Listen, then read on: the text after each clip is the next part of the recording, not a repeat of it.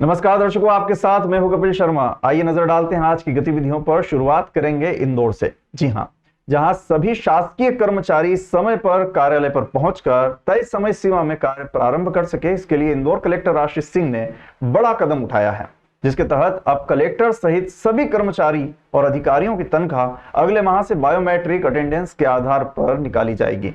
अगले महीने से सितंबर से जो ज़िले में हमारा तनख्वाह है, जो सैलरी निकाले का सिस्टम है, वो बायोमेट्रिक पर आधारित रहेगा और इसकी शुरुआत हम लोग कलेक्ट्रेट से करा रहे हैं। कलेक्ट्रेट में अगले महीने से मतलब सितंबर की जो सैलरी होगी, चाहे कलेक्टर हो या अन्य कर्मचारी हों, उनकी सबकी बायोमेट्रिक बेस्ड अटेंडेंस के आधार पर सैलरी निकलेगी और धीमे धीमे हम लोग अगले 1-2 महीने में पूरे ज़िले भर में इस प्रक्रिया को लागू करेंगे।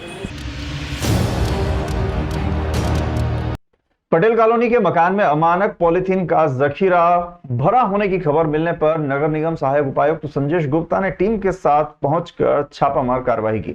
मकान से 2.5 क्विंटल से अधिक पॉलिथीन बरामद की गई है। रात्रिकालीन सफाई व्यवस्था के दौरान एक ऑटो में प्रतिबंधित अमानक पॉलिथीन का जखीरा सफाई कर्मी द्वारा देखा गया था, जिसे एक मकान में रखा गया। सफाई कर्मी ने मामले से निगम सहायक उपायुक्त को अवगत भी कराया। सुबह 7 बजे उपायुक्त ने टीम के साथ पटेल कॉलोनी पहुंचकर छापामार कार्रवाई की और मकान से 2.5 क्विंटल से अधिक अमानक पॉलिथीन बरामद की। जांच के दौरान सामने आया कि व्यापारी जीतू लालवानी ने पॉलिथीन मंगवाई थी। इसके खिलाफ कार्रवाई की जा रही है। साथ ही इस बात का पता लगाया जा रहा है कि प्रतिबंध के बावजूद अमानक पॉलिथीन कहां से मंगवाई गई। कल रात में रात्रिकालीन सफाई व्यवस्था के तहत जब हम सड़क का निरीक्षण कर रहे थे तो एक ऑटो में एक व्यक्ति कुछ अमानक स्तर की पॉलीथीन लेके जा रहा था। हमने सर्च किया तो वो वार्ड नंबर 7 पटेल नगर में पार्क के पास में जाता दिखाई दिया। तो सुबह 7:30 बजे हमने वहाँ पर अपने कर्मचारी को लगाया और उनके द्वारा बताया गया कि अब वहाँ से माल निकल रहा है। तो हम तत्काल जो है अपने 2-3-4 कर्मचारियों के साथ में स्पॉट पर गए तो वहाँ पर हमने देखा कि कमरा पूरी तरह भरा हुआ था। पूरी पॉलीथीन उसकी अमानक स्तर की थी, जिसके लिए मध्य प्रदेश सरकार तथा हमारे भारत शासन के द्वारा बंद की जा चुकी है। तो हमने जब उसको पकड़ा तो 4029 किलो पॉलीथीन पूरी अभी तक निकली है और आगे जिन्होंने जहां से वो माल लाए हैं उनका मेन मालिक कौन है उसका हम सर्च कर रहे हैं। लगभग 1-2 घंटे में मालूमात करके उस पर भारी पेनल्टी आरोपित कर उस पर कानूनी कार्रवाई भी अब की जाएगी। मध्य प्रदेश के तीर्थ यात्रियों के लिए Indian railway catering and tourism corporation द्वारा भारत गौरव पर्यटक ट्रेन का संचालन किया जा रहा है। इसी क्रम में पहली ट्रेन 4 सितंबर को दक्षिण दर्शन यात्रा के लिए रवाना होगी। यह ट्रेन मध्य प्रदेश के इंदौर, देवास, इटारसी, नागपुर होते हुए तिरुपति, रामेश्वरम, मदुराई, कन्याकुमारी और त्रिवेंद्रम के दर्शनीय स्थलों का भ्रमण करवाएगी। वहीं दूसरी ट्रेन पुरी, गंगासागर, वाराणसी, गया और अयोध्या के दर्शनीय स्थलों का यात्रियों को भ्रमण करवाएगी। आईआरसीटीसी के अनुसार इस ट्रेन में स्लीपर, थर्ड एसी और इकोनॉमी श्रेणी के कोच लगाए गए हैं। जी, मेन भारत गौरव टूरिस्ट ट्रेन जो हमारे प्राइम मिनिस्टर साहब ने लाल किले से ये बोला था कि हर किसी पर्सन को कम से कम 15-16 जगह एक साल में विजिट करना चाहिए।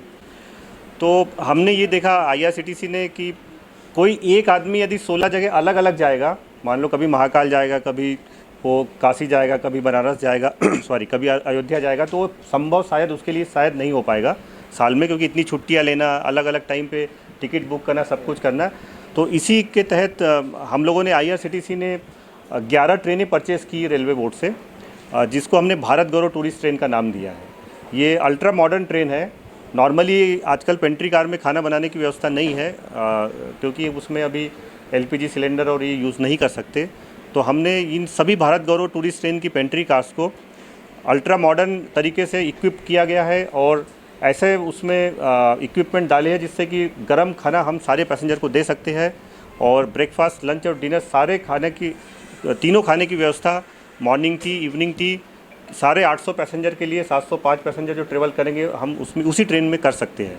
और इस ट्रेन का लुक भी हमने डिफरेंट दिया है। उसमें विनाइल रेपिंग की गई है, जो एक अलग से भी कोई आदमी देखेगा प्लेटफॉर्म पे या कहीं पर भी देखेगा तो उनको समझ में आ जाएगा कि भारत गौरव टूरिस्ट ट्रेन है। तो इससे क्या होता है, लोगों को अपनी ट्रेन पहचानने में, क्योंकि बहुत सारे हमारे इस ट्रेन के यात्री सीनियर सिटीजन होते हैं, तो उनको इस ट्रेन को पहचानने में थोड़ा दिक्कत भी नहीं होती है। इस ट्रेन में सारी सुविधाएं स्टार्ट हम आप करिए कि यदि आपके अपने पेरेंट्स को भेजना इस ट्रेन में, तो आप उनको ट्रेन में बोर्ड करा दीजिए इंदौर से। तो इंदौर से बोर्ड कराने के बाद इंदौर वापस छोड़ने की पूरी जिम्मेदारी IRCTC लेता है। इसमें उनके खाने की जिम्मेदारी, उनके रहने की जिम्मेदारी, उनके साइट सीन की जिम्मेदारी, उनको गाइड की सर्विस, हाउसकीपिंग की सर्विस, सिक्योरिटी की जिम्मेदारी। इनफैक्ट हम यहाँ तक बोलते हैं कि जब पैसेंजर मान लो सुबह ट्रेन अयोध्या गई और शाम को उसका डिपार्चर है, तो हम बोलते हैं कि आप ओनली एक जोड़ी कपड़े अपने छोटे से बैग में भर के आप चलिए, बाकी सारा सामान ट्रेन में छोड़ दीजिए। आपकी ट्रेन में सारा सामान यथास्थिति रहेगा। उस सारे ट्रेन में CCTV कैमरेज की व्यवस्था है, टूर गाइड की व्यवस्था है, और इसी के साथ 4 लाख रुपए के इंश्योरेंस की भी व्यवस्था है पर व्यक्ति। सावन माह के चलते देश विदेश से श्रद्धालु महाकाल दर्शन के लिए उज्जैन पहुंच रहे हैं।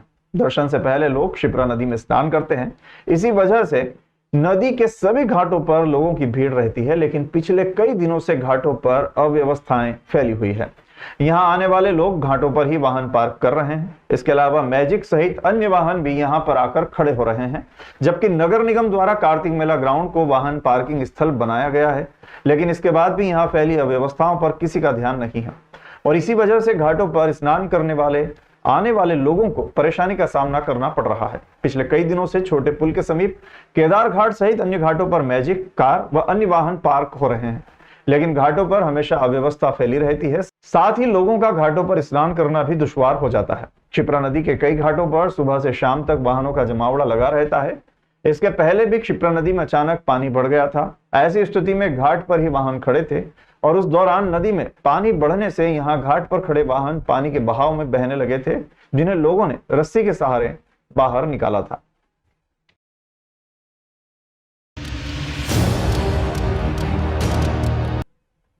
इंदौर के गीता भवन चौराहा पर सोमवार को एक अप्रत्याशित घटना घटी, जब आई बस से अचानक सफेद धुआं निकलना शुरू हो गया। इस घटना से वहां मौजूद लोगों में अफरा तफरी का माहौल बन गया। बस के भीतर सवार यात्रियों को देखते ही देखते बाहर निकाला गया, ताकि किसी प्रकार की अप्रिय स्थिति से बचा जा सके।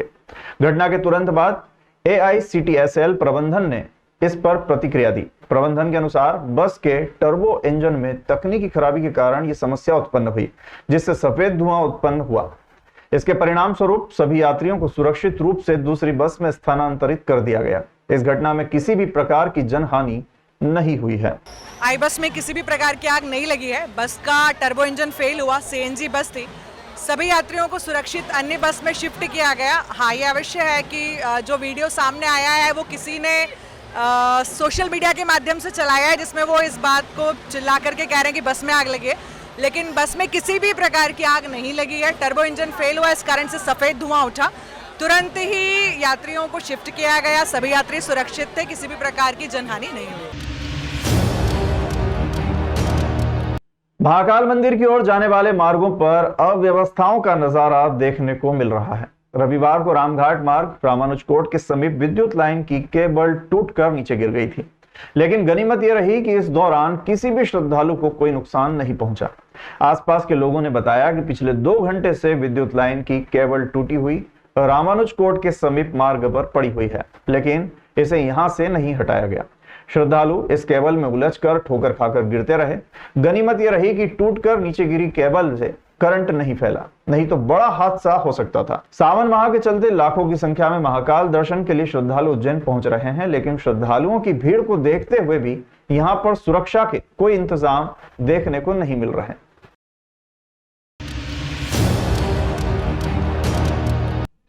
इंदौर के तेजाजी नगर थाना क्षेत्र के युग पुरुष आश्रम में कई अनियमितताओं पर कांग्रेस ने गंभीर आरोप लगाए हैं। उन्होंने लड़कियों को बेचने, मानव तस्करी, लाडली लक्ष्मी योजना, आर्थिक भ्रष्टाचार की उच्च स्तरीय एजेंसी से जांच करवाने की मांग रखी है। कहा गया है कि छात्राओं की सुरक्षा की जिम्मेदारी हत्या के आरोपी रेखा चौहान को देने का भी आरोप है। वहीं अनाथ आश्रम में बच्चों की मौत छुपाने का भी गंभीर आरोप लगाया है। कांग्रेस ने मुख्यमंत्री और पुलिस महानिदेशक से मामले की जांच कर कड़ी कार्रवाई करने की मांग की है। वहीं कांग्रेस नेता देवेंद्र सिंह यादव ने बताया कि 1.5 माह पूर्व आश्रम में कई बच्चों की मौत हो गई थी और 5 बच्चों की मौत को भी छुपाया गया था और दोषियों पर FIR तक नहीं की गई। इसी की जांच को लेकर और दोषियों पर कार्रवाई की मांग को लेकर पुलिस कमिश्नर और मुख्यमंत्री के नाम डीसीपी को ज्ञापन दिया है। 5 बच्चों का ही पोस्टमार्टम हुआ। 5 बच्चों की जानकारी न देते हुए अज्ञात रूप से जिस तरीके से साक्ष्य छुपाए गए हैं, तो हमारी मांग है, यहाँ हमने पुलिस कमिश्नर के नाम जो है डीसीपी साहब को ज्ञापन दिया है कि आप 1.5 माह हो गया है, प्रशासन गूंगा बहरा कुंभकर्ण की नींद क्यों सो रहा है? अभी तक एफआईआर दर्ज दोषियों पर क्यों नहीं की गई? 10 बच्चों की मौत हुई है, दोषियों पर कार्रवाई होना चाहिए। इन सभी मुद्दों को लेकर आज हमने ज्ञापन दिया है। देखिए, युग पुरुष को लेकर कांग्रेस द्वारा आज डीसीपी कार्यालय में आके एक ज्ञापन सौंपा गया है, जिसके अंदर वह उनके द्वारा कार्रवाई को लेकर मांग की जा रही है। इसके अंदर जैसे कि आप सबको विदित है, माननीय कलेक्टर साहब द्वारा एक कमेटी का निर्धारण किया गया था और कमेटी द्वारा इसमें अपनी जांच की गई थी। तत्पश्चात उसके बेसिस पे जो भी कार्रवाई बनेगी वो पुलिस द्वारा की जाएगी। तो अभी हम रिपोर्ट का इंतजार। 15 अगस्त को दशहरा मैदान पर आयोजित होने वाले स्वतंत्रता दिवस के मुख्य समारोह की मंगलवार को फाइनल रिहर्सल की गई, जिसमें मुख्य अतिथि द्वारा ध्वजारोहण कर परेड की सलामी, परेड निरीक्षण, माननीय मुख्यमंत्री जी के संदेश का वाचन, मार्च पास्ट का अंतिम रिहर्सल किया गया। इसके लिए बच्चों द्वारा भी प्रस्तुति देकर सांस्कृतिक कार्यक्रमों का अंतिम अभ्यास किया गया। मुख्य अतिथि की भूमिका अपर कलेक्टर अनुकूल जैन ने निभाई। स्वतंत्रता दिवस समारोह के मिनट टू मिनट कार्यक्रम के अनुसार रिहर्सल की गई। कलेक्टर नीरज कुमार सिंह और पुलिस अधीक्षक प्रदीप शर्मा की उपस्थिति में समारोह की फाइनल रिहर्सल की गई। कलेक्टर और एसपी ने तैयारियों का निरीक्षण कर समारोह के गरिमामय आयोजन के संबंध में अधिकारियों को आवश्यक दिशा निर्देश दिए। फाइनल रिहर्सल में निगम आयुक्त आशीष पाठक, अतिरिक्त पुलिस अधीक्षक जयंत सिंह राठौर, अतिरिक्त पुलिस अधीक्षक Guru Prasad Parashar, SDM LN Garg, deputy collector Dhirendra Parashar सहित संबंधित विभागों के जिला अधिकारी उपस्थित थे। मंच संचालन स्वामी मुस्कुराके के द्वारा किया गया। मिलते हैं कंधे कदमों से कदम मिलते हैं, हम चलते हैं जब ऐसे तो दिल दुश्मन के हिलते हैं।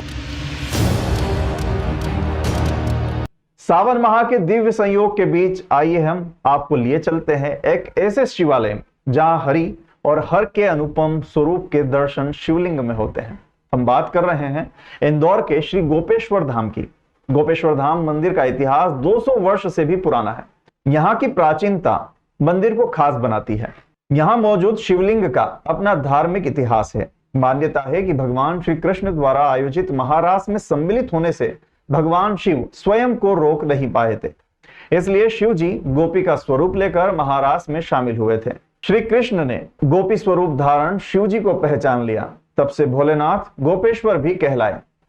इस शिवालय में भगवान के गोपेश्वर स्वरूप के ही दर्शन होते हैं, जबकि पर्वों पर भगवान का गोपी स्वरूप में श्रृंगार भी किया जाता है। मंदिर अति प्राचीन है, प्राचीनतम है। 260-62 साल हो गए हैं इसको। और श्रावण का महीना पूरा शिव जी की भक्ति को समर्पित रहता है। शिव जी का प्राकृतिक रूप से जलाभिषेक होता है और भक्तों के द्वारा भी भगवान का अभिषेक पूजन किया जाता है। और आज श्रावण का चौथा सोमवार है और इस वर्ष 5 सोमवार है। पिछले वर्ष अधिक मास था तो 2 महीने श्रावण था, इस वर्ष 5 श्रावण सोमवार है और आज चौथा सोमवार है। तो सुबह से ही बड़े प्रसन्नचित्त होकर सब अभिषेक पूजन कर रहे हैं भगवान का। और आज शाम को जो है फल और सब्जियों से विशेष श्रृंगार किया जाएगा भगवान का।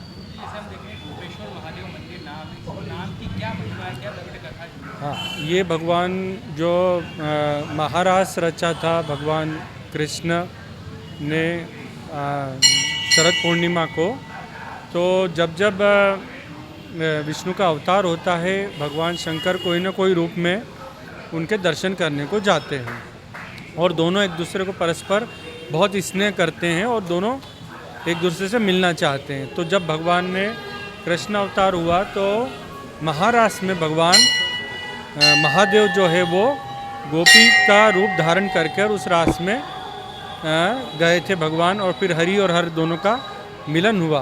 तो जो मुख्य स्वरूप है वो वृंदावन में है गोपेश्वर महादेव, और उसी का यहाँ पर अंश रूप में भगवान गोपेश्वर महादेव विराजित है। लगभग मुझे याद है कि 40-42 साल से मैं सियागंज में कोरियर चलाता था, एक्सप्रेस कोरियर। तो 40-42 साल और उससे पहले भी अरसा हो सकता है। बरोबर एक नियम था कि यहाँ सुबह आना, दर्शन करना और उसके बाद ही अपनी जीवन यात्रा शुरू करना। यहाँ आने के बाद जो आत्मिक शांति और एक आनंद जो प्राप्त होता है उसका वर्णन शब्दों में नहीं किया जा सकता। वो आनंद अनुभूति की वस्तु है और वो भक्त और भगवान के बीच का सेतु है।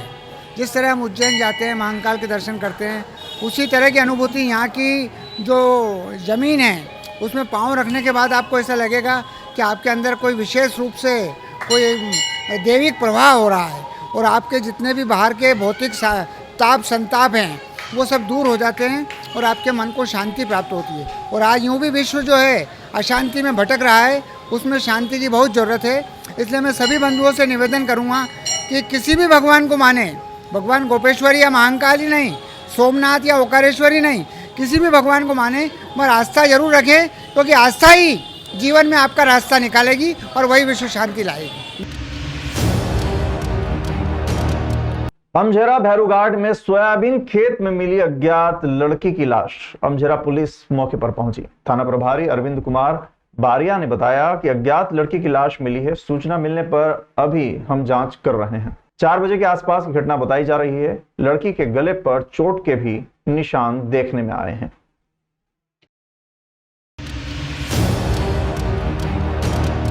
कांग्रेस जनों द्वारा आज निकाली गई कावड़ यात्राओं का स्वागत किया गया। कांग्रेस नेता राधेश्याम मुवेल की कावड़ यात्रा का स्वागत सेमलदा फाटे पर किया गया, जबकि बीजेपी नेता गोलू दरबार की कावड़ यात्रा का स्वागत गांधी चौक पर किया गया।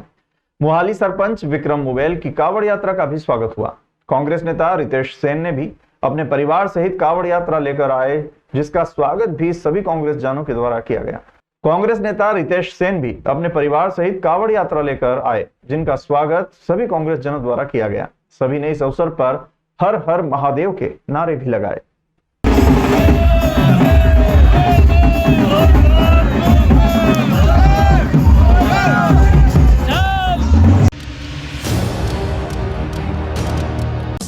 देश विदेश गांव शहर सब पे नजर, सबकी खबर, नया रूप है नए है रंग, सबको समेटे अपने संग। आपका अपना शहर का सपना दैनिक अवंतिका, दैनिक अवंतिका, दैनिक अवंतिका। राजनीति फिल्मी बातें सब कुछ ही हम इसमें पाते। घर होटल ऑफिस या दफ्तर, क्लर्क प्यून या हो फिर अफसर, सबका चहेता सबका प्यारा दैनिक अवंतिका, दैनिक अवंतिका, दैनिक अवंतिका।